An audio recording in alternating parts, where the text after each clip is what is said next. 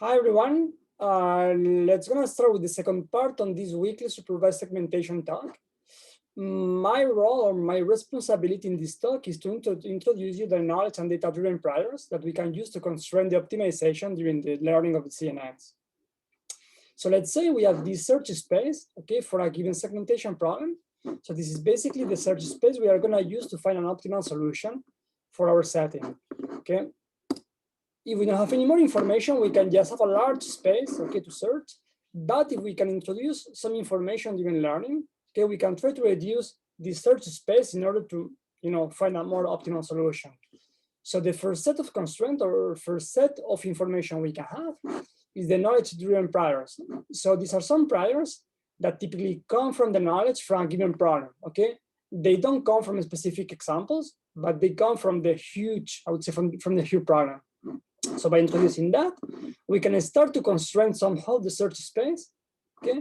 And then if we start to include some data-driven priors, for example, some priors that they come for each example, okay, as well, I will show you later, we can start to constrain more and more and more the search space, okay, as you can see here. And eventually we are gonna find, a very constrained space where we are gonna find the optimal solution, or at least a more optimal solution for our problem. So, for semantic segmentation, the problem we have is that typically doing like manual annotation pixel-wise is very time consuming. We need to come here, we need to say, okay, the guy here, here's the body, here we need to define the bike, this takes time. If we move to the medical domain, it's even worse because you don't only require, to segment like 3D volumes, but typically you also require some expertise. Here, the tumor could be somehow easy to segment, but there are some parts of the tumor, like the infiltrations here, the necrotic areas, or they might be more complex regions that they require expertise. So not everybody can segment the images here. So one way to alleviate this need of having like large annotations in images is to include some sort of weak supervisions. One of the most typical ones is the image tags. So let's say we have these two images. These are the original images we want to segment. One way would be to include image tags. So we can say, okay, in this image, there is person, there is the class bike, okay? Or like in this case, we can say, okay, in this image, we have the class tumor. We can also use bounding boxes. So in this case, we don't only give the information about the class, which is present in the image, but we also give like a rough location about the target. Okay, so you can see that we have here the bounding boxes, like the green to define the bike, or the pink to define the person, or even here the orange to define where the tumor is. We can also have scribbles. Okay, so in this case, so basically we are gonna draw like some lines saying that those pixels that are in between the scribbles, they belong to the object. And also we can have like some points, which is basically like a short version of the scribbles. So we just go to the image, we click there, and we say, okay, these pixels, they belong to the target. So these are typically the data-driven priors we can find in both computer vision and medical imaging programs. We can also have image captions. Okay, that's more common in computer vision, but you can extend also this for the medical imaging programs. So in the image captions, okay, basically what you can have also is you have the images, and then you have some text describing what is in the image. So like in this case, you can say, okay, a boy is jumping on a skateboard.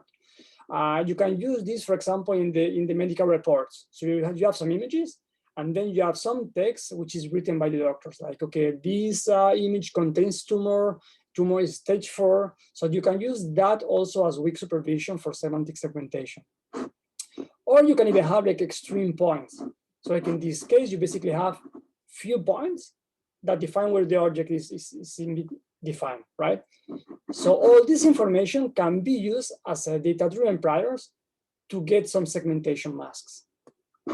But the question is how we can go from this global information, from this weak supervision, to full segmentation masks, okay, to pixel-wise segmentation masks. We have all this sort of information, which is typically used, again, in medical imaging, which is more common than the other forms of weak supervision.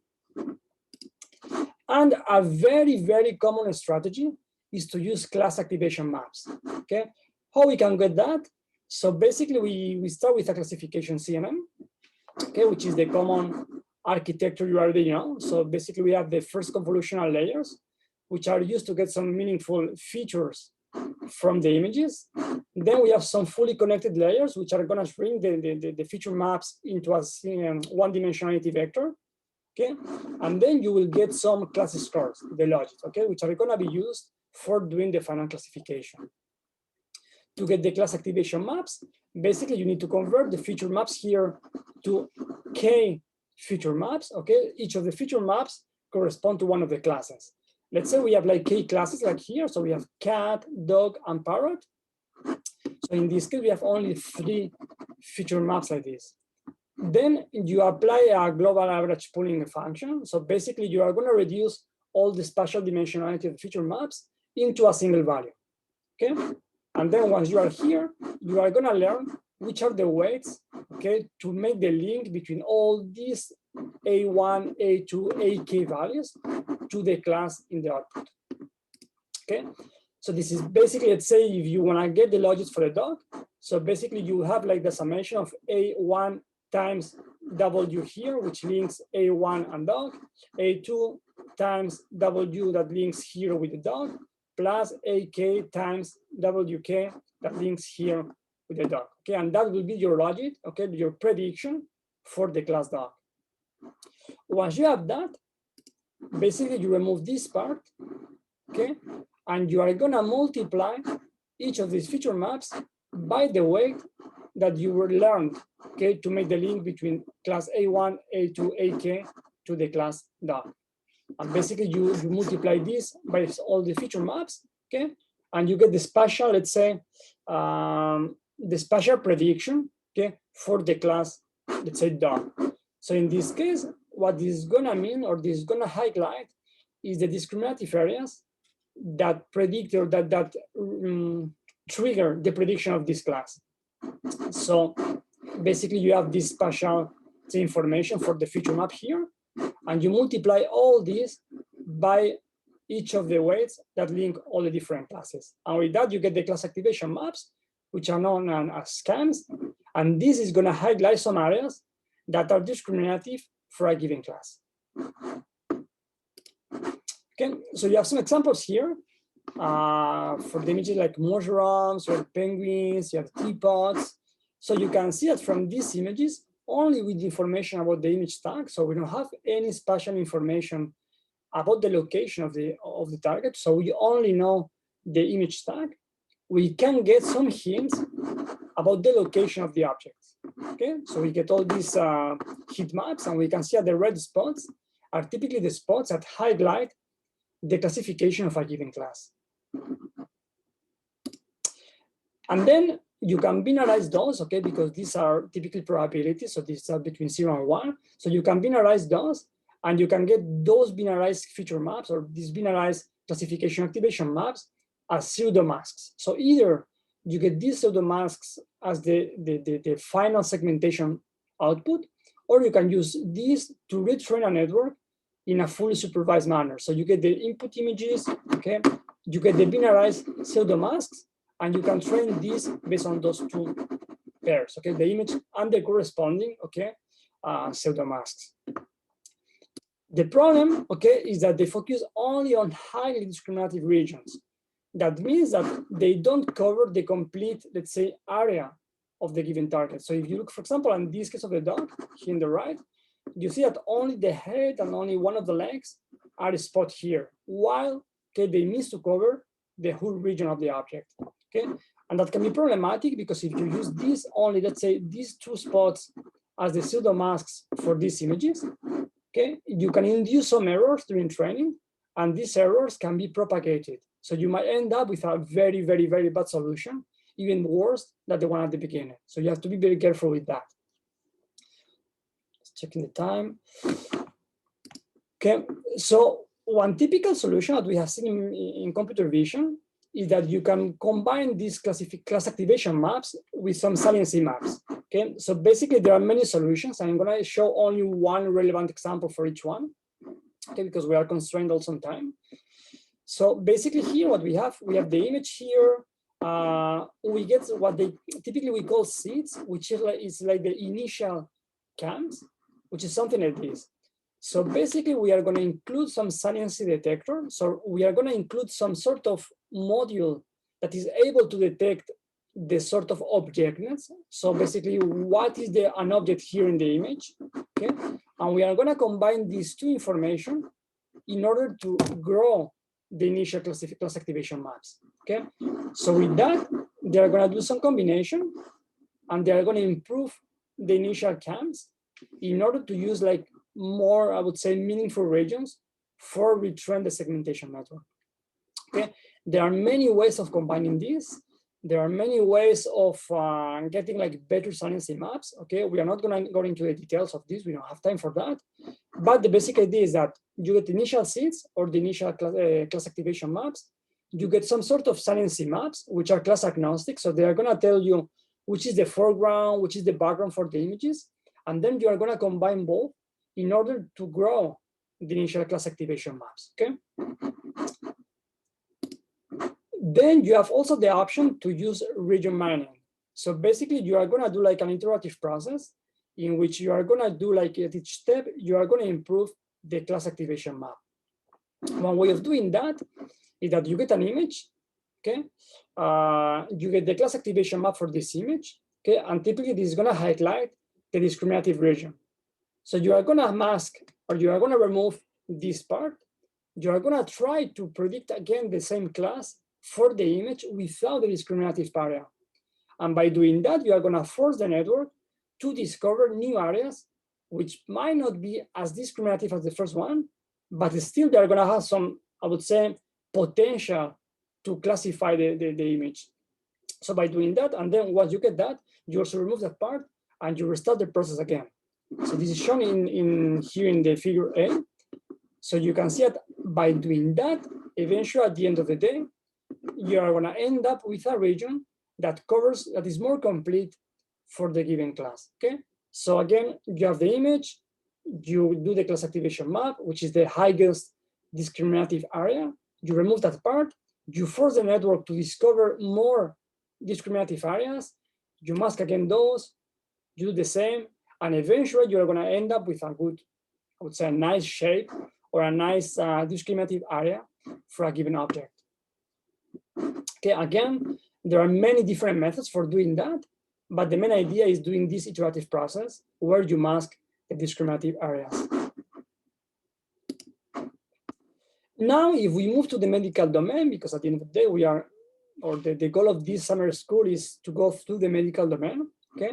It's true that there are way less works in the medical domain than the computer vision, okay? So that's something we are seeing during the last, I would say the last 1 to 2 years, this growing interest in weakly supervised, semi-supervised, even few-shot segmentation, but still the literature is scarce if we compare to computer vision. So there is this work that they use cams, okay, for segmentation. So basically at the very beginning, you have like 2 types of images. So you have images of the eyes that have no tumor, and you have images of the eyes with some tumors. So you train a network, a classification network, to classify whether an image contains tumor or not, and you get some classification activation maps. Okay, so you get these highlight spots, these schematic spots that are going to tell you whether there is tumor or not in the image. Then the authors, they use some active shape models, okay, some private information. So basically, they get the shape of the eyes and they create like an active shape models, okay, with some landmarks that they are gonna basically remove all the information in the background. So it's basically saying, okay, we have seen that statistically, the eyes in the images is something like this. So it's this region. So all what is in the background, I don't care about the activation map. I am gonna remove it. I'm gonna keep only those activation maps that are inside this. So with that, you mask out some of these activated areas in the background. Then you apply some CRF as post-processing, and you get the pseudo masks. So this is not the final segmentation, but this is the pseudo masks you are gonna use to train a segmentation network like UNet. So you get these, you get the input image, and then you basically fit both in the unit, and you train this like based on a normal cross entropy function. Okay, and then by doing that, you get your final tumor segmentation result. Okay, so it's very simple. Then you have also this work, okay, which is very close to that, even though they include some constraint that we will talk about that later. So here's the same principle. So you get at the very beginning something to get the mask, the mask K generation or the pseudo mask. So you get images with the target, images without the target. You train a classification network, and you get the initial probability maps, okay, the initial class activation maps. There are some statistical model, okay, to refine the mask, and you get these, the pseudo masks. Again, these are the masks that you are going to use to train your segmentation network. So you go here, you give both the input image and the pseudo masks, and you train a segmentation network. Okay. Here, the authors, they also use a size constraint. So they want to constrain the segmentation size, okay, in the output, but we'll come to this later. But basically, the main idea is the same as before. You get healthy and non-healthy images. Okay. You get the class activation maps. With that, you can get some pseudo masks that you are going to use later to train a segmentation network. Okay, and finally, you will end up with a segmentation result, like a pixel-wise classification based only on image tags, which are like global information about the images. Okay, now we move to knowledge-driven priors. Okay, so in the previous case, we saw the image-driven priors are priors that might be different for each of the images. So you have an image, you have the bounding box, and maybe for the next image, the bounding box is different, or it's in different location, different shape, different size. So they depend on the different images. However, here for the knowledge-driven priors, they are image agnostic. So that means that this information or this knowledge is the same across all the images for the let's say, for a given problem. So we might have, for example, the target size.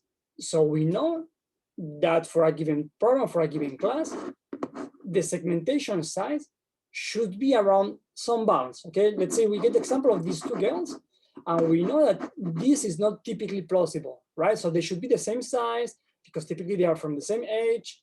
So you can impose this knowledge during training. Okay, here the same for the horses. So ideally the horses, okay, yeah, it might happen. This is an extreme example. Okay, it might happen that the horse, one horse is very far, one is very close. Okay, that's fine. But just to give you an idea of why is this target size constraint, is that typically the segmentation size of the same class should be the same. So we have this information, and we can impose this information during training. We have the same for the target location. Okay, so sorry. Okay, so typically we know that the cars, okay, should be in the road and they shouldn't be in the sky. Okay, again, it's an extreme example, but it's only to give you an idea how this works. If we talk about the medical domain, we might know that, for example, the heart is inside the body. So let's say we have a CT or we have an MRI of the body. We know that the heart should be inside the body. Okay, or for example, there should be the heart, kidneys, and prostate. Okay, typically they shouldn't be the prostate in between the heart and the kidneys. So all this information, we can use it to try to constrain the segmentation output of a CNN. We also have a number of instances. So we might know, for a given example again, that we should get always like two instances of the same class, or we should get 10, or we should have like only one. So this information can be used to constrain, again, the segmentation output. So if we have this example and we have only like one instance of a given class, we can say, okay, no. We know, okay, our knowledge tells us that we know that we have only, or we should have two instances of this class for this. So we should enforce, or we can enforce this constraint, this knowledge during training. Okay. We know also that there should be some contrast, okay, between the foreground and the background. This is more common in natural images because the contrast is typically higher, okay, but this or stronger, this might happen also in medical images. Okay, there might be some cases where you know the difference, the gradient between the background and the foreground is strong. So you can impose also that during training, okay? You might get some saliency maps. You might get some sort of preliminary information, okay, to enforce that the segmentation is following that constraint. And you might have also the motion information, right? You have a video, and you know that typically if the video is moving, okay, there should be some flow, okay, between different frames.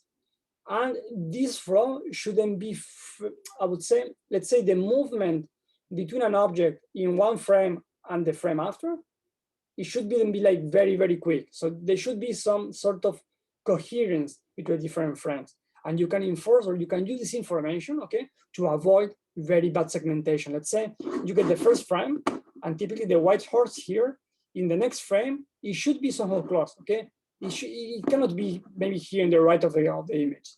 The same applies, for example, for 3D images. So you have the volume in medical images, and then each slide, okay, each slice here could be like a frame. So you might know that as you are going, let's say, down in your 3D volume, let's say the location of each of the organs shouldn't move that much. And you can use this information, okay, to limit or to constrain the segmentation result. Okay, so how we can use all this information, okay, in the medical domain?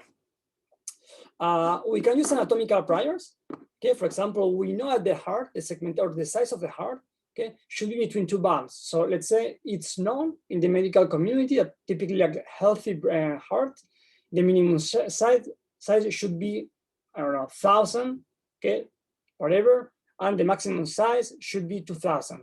So we can use this information to constrain the segmentation output. So any segmentation which is out of the bounds or whose size is out of the bounds, we can constrain the segmentation to be between the bounds.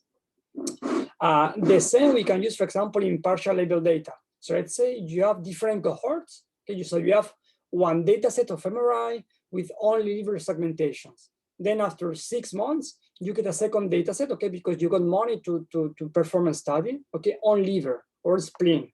Okay, and that you might end up with different cohorts or different data sets with annotations for different organs. So this is what we call, okay, partial label data. So you only know the information about a given organ, okay, but not about the rest. And in this case, what you can do, you can exploit the target relationships. So there is some relationship, okay, in the target, okay, and you can use this information, okay, to get the segmentation result. So let's start in the way people do that in or to constrain optimization in CNNs. So the first notion or the first idea we can exploit is the quality constraint. So this basically means that we have the knowledge about the size. So we know that the heart should be 1,000. Okay, let's say the volume should be like 1,000 pixels or 1,000 voxels. We can have like a smaller segmentation, like in this case. We can have larger segmentation, like in this case. And the idea is that we are going to enforce the segmentations to be of the same size as the known size. So if we said heart should be 1,000 voxels, we are going to enforce that all the segmentations should be 1,000. Okay, how we can do that? I would say the simplest way of doing that, okay, I'm going to show you different examples, not only in medical imaging, but also in computer vision, because they are relevant for this. The easiest way, to my point of view, is to use like a L2 penalty. Okay, so let's say you have the input, you have some histology images. Okay, you can use any CNN, we don't mind. You can use UNet, you can use ResNet, we don't really mind about that. Okay, and then you get some output. Okay, so you have the pixel-wise prediction of your network. What you can do for training, okay, you can, if you have some labels, you can use cross entropy on those pixels that are labeled, but you can include an additional term. Okay, this additional term is the L2 penalty. Okay, this VI, this is gonna give you the predicted relative size. So if you get the softmax predictions, okay, which are probability predictions, if you sum all these predictions over all the image, you are gonna have like a rough estimation of the size. So you go here, you get the probability maps, you sum up over all the pixels, and you get some sort of predicted relative size. Okay, And this A value is the predicted size that is given by the expert. So this is the knowledge prior, okay, knowledge-driven prior. So for each image, the expert is gonna say, okay, this has like, I don't know, 30% of the image is the target, okay? In this image, 50%, in this image, 80%. So you are gonna include this estimated predicted size, okay, in this L2 penalty term, and this term is gonna try to push the predictions to be close to the knowledge prior, okay? And by doing that, the authors, they show that they can improve the segmentation by a large margin in a weakly supervised setting, okay? So this is the first way, I would say the simplest way of imposing some equality constraints. Then you can use also a KL term. You know, you can use KL term to match distributions of data, okay? And you can also use that to impose some equality constraints on the size. Okay, we are talking so far about the size because it's the most common, I would say is the most common prior so far used as knowledge-driven priors. So we have this problem in unsupervised domain adaptation, okay? They basically, you know, in unsupervised domain adaptation, basically you have like pairs of images in the source domain. So you have, for example, MRI, okay? And you wanna move your model, you wanna adapt your model so that it works in CT, okay? But in CT, you only have the target images. You don't have any label information. So basically in this work, what you can do is something like this, okay? So this is your learning objective. Again, we don't care about the CNN architecture, okay? We only care about the optimization problem. So the learning objective in this case, you have this first term, which is the gross entropy on the supervised images, so it's a standard segmentation loss. And then you include this additional term, okay? In this additional term, you have the gross entropy, okay? This is in the unlabeled data, okay? Here, in these images. So this is basically the entropy, okay? So you have this AQ and A hat Q. So AQ is the predicted size, okay? So is the size that given the image, the network is gonna predict. Okay, it's gonna say, okay, I think that based on this image, the car is 5% of the image. I think the road is something like 25%. So these are the predicted size from the image, and this A hat Q, these are the size from the segmentation output. So you give the same image to the network, so you give this image, you get the segmentation map, and then from this segmentation map, you extract the sizes, okay? So you have these two information, and this can be decomposed by the entropy of the AQ, so the entropy on the predicted size, plus the KL term between the predicted size and the sizes coming from the predicted images, okay? And then again, by including this additional term, the authors, they show they can improve the segmentation based only on cross entropy on the source images. You have here some examples, some visual examples of this. So you have the baseline, okay? You have the ground truth, and actually you can see it for some classes, for example, the roads, okay? They actually improve a lot the segmentation results, okay? Only by including this notion of size. Then you have this problem. Okay, again, this is a problem that you might have different cohorts of data, different data sets with different labels. So in one, you can have only labels for liver, while in the second one, you can have only labels for spleen. Okay, here what you can use, either you can try to exploit the relation between the organs, or you can have some sort of prior on the proportion. Okay, and I will tell you how it works. So the main objective for this case, okay, it looks like this. So you have fully labeled images, okay, which are images that you have labels for all the pixels. So you apply here the cross entropy over all the pixels. Then you have the partially labeled images. So some images where you only have labels for a few pixels, okay, like for example, in this case, you only have labels for liver. So you apply the cross entropy only on those pixels. This is the second term. And then you have this prior hour loss, okay? So for this loss, basically, you have the average predicted distribution, P hat, okay? So let's say for each pixel, okay, you have the vector of the softmax probabilities, right? So you have K classes, okay, this should be K minus 1. So you have all the K classes, okay, well, plus background, okay, and then you have the probabilities of the predictions for each of the pixels for the classes. So basically, if you average all these, okay, over all the pixels, you get the average predicted distribution. So it's the size or the proportion, okay, for each of the classes. And this, you do only this for the partial label images or for the unlabeled images, okay? So here, to embed the prior knowledge, this prior hour loss is defined as the KL, okay, here, between the real label distribution. So it's the one you extract from, let's say, the fully labeled data sets. So you know this, okay, in advance because it's your prior. And the average predicted distribution, which is p hat, that I showed you before how to compute it. So basically, it's going to match, okay, it's going to measure the matching probability of the two distributions, okay, via the Kullback label divergence.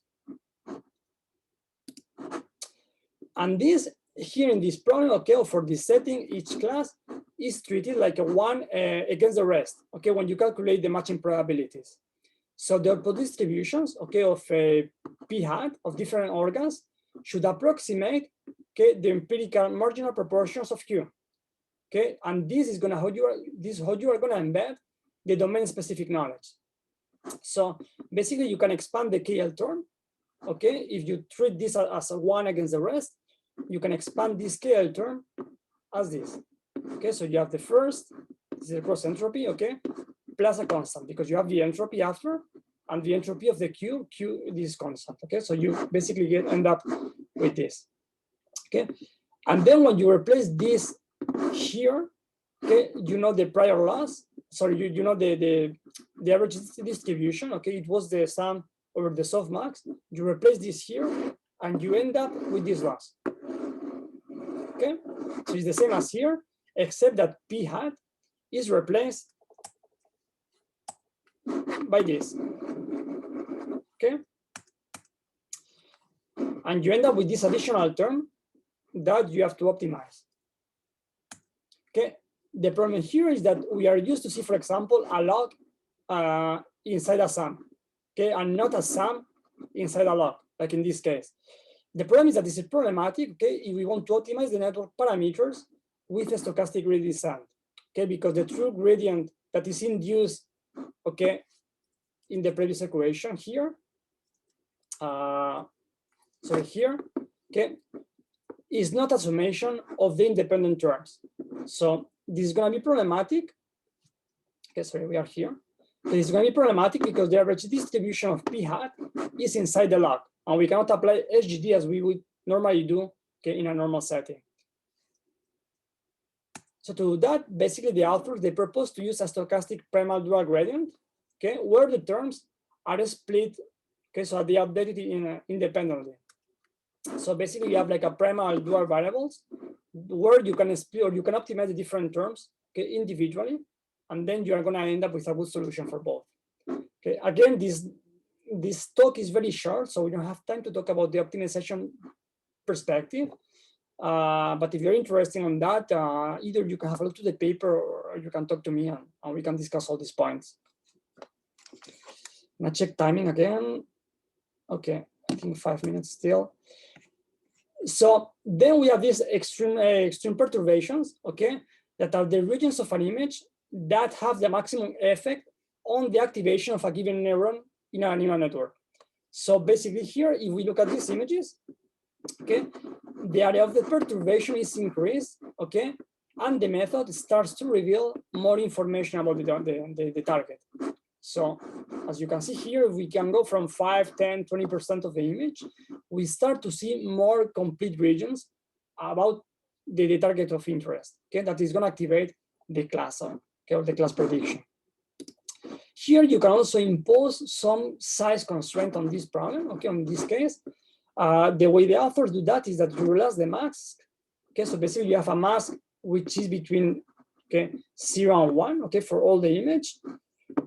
You can vectorize this mask. So let's say you have an image, you vectorize this like a one-dimensional vector, okay, and you sort the values in a non-decreasing order. Then you have the information about the area. So this is the prior A, okay. The moment that M satisfies the area, okay, or the area constraints exactly, you can convert this vector A, okay, as this. So you have like A points that are equal to 1 and 1 minus A, which are equal to 0. So it's like some sort of, you binarize this mask, okay, when it satisfies the area constraint. And this is the way you can impose this constraint during training. So it basically is like a L2 penalty.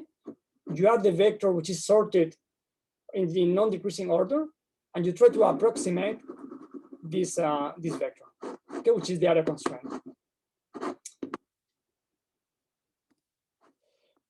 Then you can also impose that at pixel level. Okay, we saw it before, all that can be imposed in an image level, but now you can impose that in a pixel level. There are several situations, like for example, autonomous driving, or even in medical imaging, which is, I think, is very relevant there, where you know that the spatial information about the classes are homogeneous. Okay, let's say you get the example of the road. So typically the road, the spatial probability, the spatial distribution of the road typically is here. Okay, you have the yellow spots, I would say the highest probability. You have the building, so typically the buildings are here. You have the sky, so the sky is typically here. If you think about the atlases in medical imaging, you know that they exist, for example, the probability atlases. So you have the probability distribution of data, okay, of the targets, which are across the volume. So you can use this information to constrain also the training of your neural network. There are many ways, okay, one way of doing that, as these authors, basically you have this learning objective.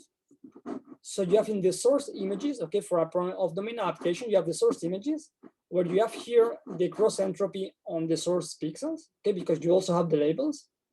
So S is the probability, Y is the labels, sorry, the corresponding labels, and then you have this additional term, okay?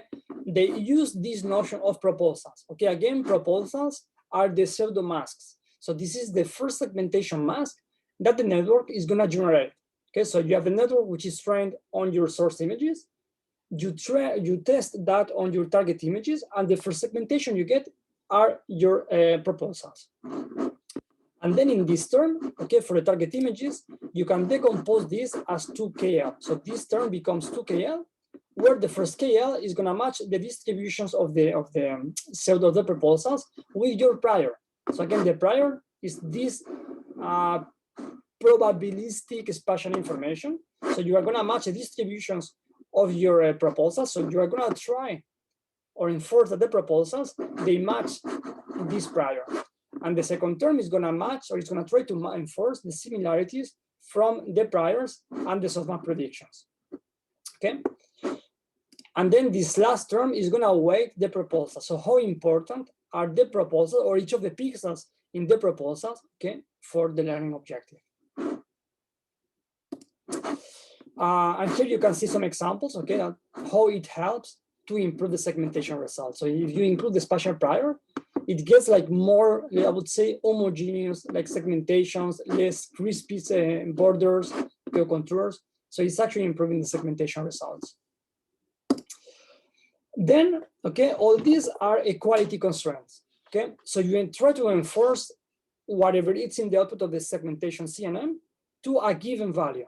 The problem is that this is very restrictive, okay? If we talk about, let's say, medical imaging, for example, the heart, we are trying to impose that all the hearts are in the same range. So are in they convert to the same value.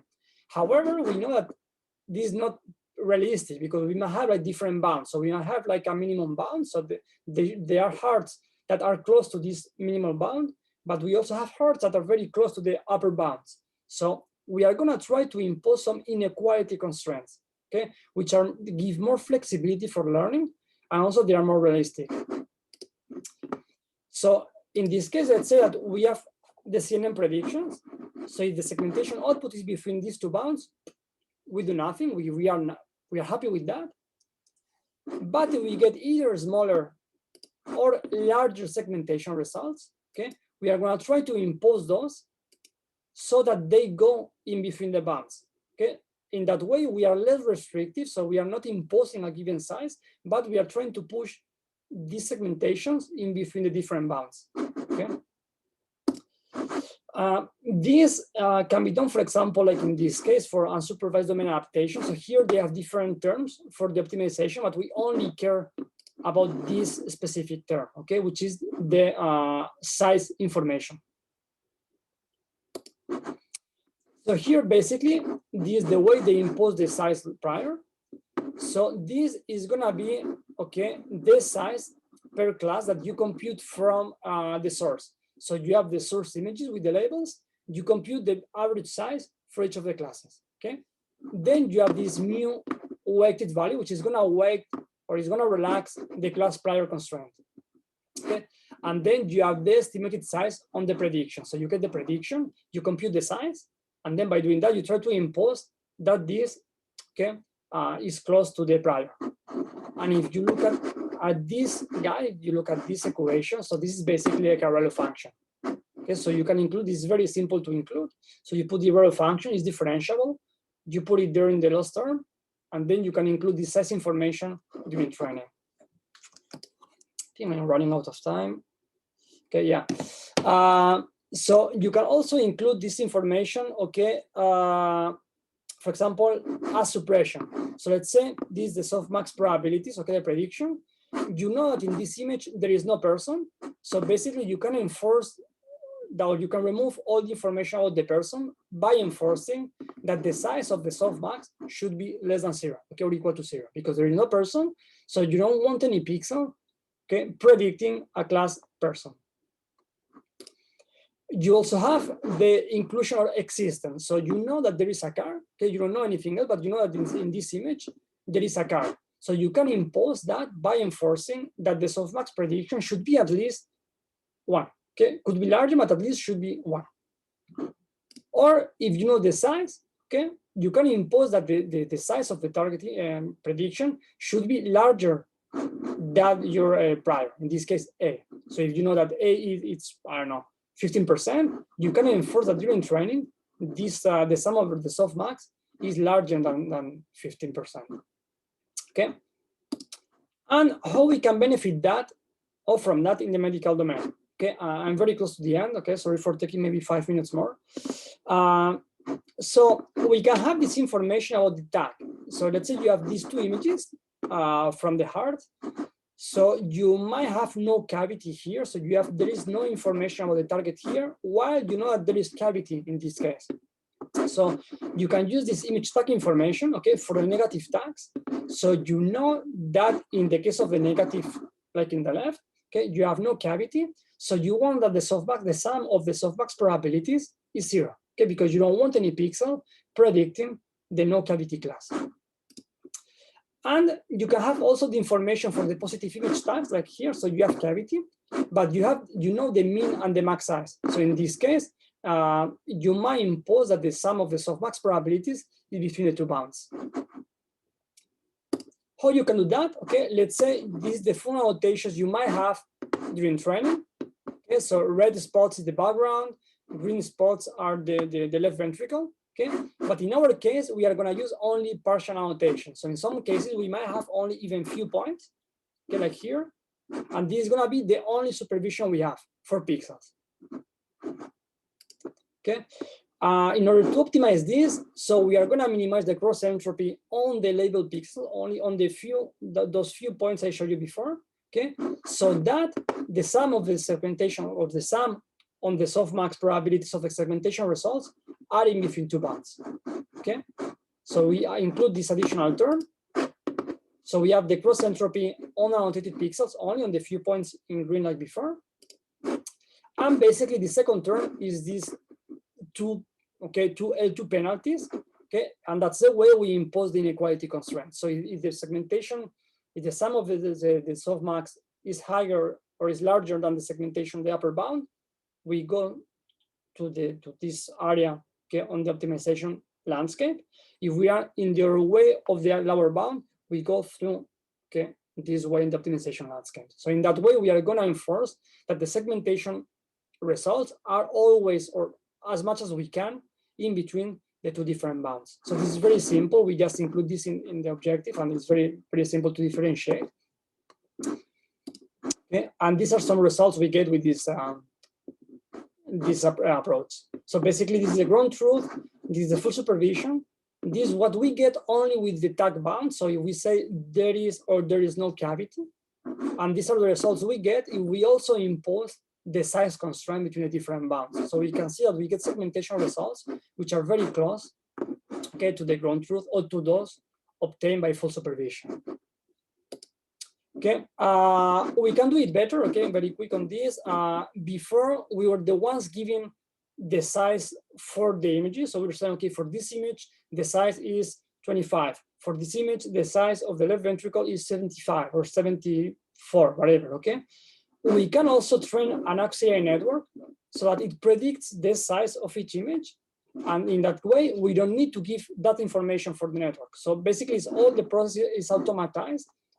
So that basically we have this network that is giving the size to constrain the prediction.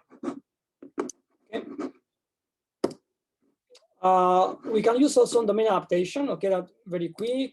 Okay, and we are done with this. Okay, again, I'm sorry for taking 5 more minutes, maybe. So the take-home message for this second part of this talk is that, as we have seen, okay, imposing constraints really helps in weakly supervised segmentation by reducing, okay, or by restricting the plausible segmentation we can get on unlabeled images or on partial labeled images. Okay, we have observed that there are few constraints that have been explored under low label data regime, like in semi-supervised or weakly supervised. So basically, the size constraint is the most widely used constraint on this setting. There are a few more, okay, but the size is the one which has been widely explored. And this means that there are many opportunities in this field, okay? We have several GitHub repositories with many codes for imposing constraints, not only size. So I invite you to check those. There are a few papers that I show from our team. So if you have any question about this, please don't hesitate to ask me, to send me an email, okay, or visit those GitHub repositories. And that's it. Okay, thank you. So thank you for your attention. I'm open to questions.